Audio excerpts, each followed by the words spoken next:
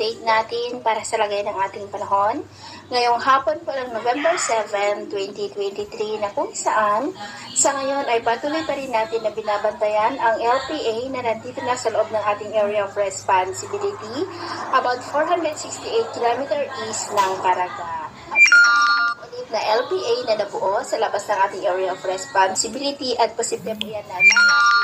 dito sa ating kapuluan sa susunod na mga araw at ang development po nito ang ating muling babantayan. Sa ngayon din ay patuloy pa rin ang pag-ihip ng hanging amihan dito sa northern part ng Northern Luzon na nagdudulot ng malamig na panahon lalo na po yan sa madaling araw. At easterlies naman ang umiihip sa mas malaking bahagi na po ng ating bansa na dahilan naman ng pagkakabuo ng mga localized thunderstorm.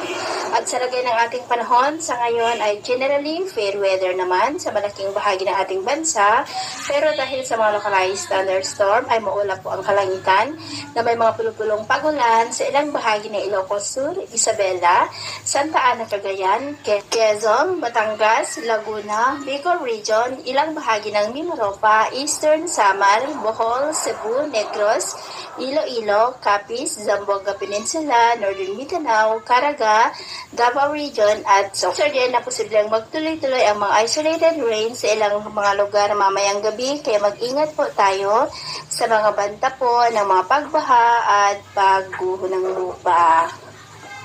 At sa atin naman pong mga baybayin, dahil po sa amihan ay maalon na po dyan sa mga baybayin ng Ilocos Norte at sa mga baybayin po ng mga isla ng Extreme Northern Luzon. Kaya kung papalaot po tayo, iba yung pag-ingat lang.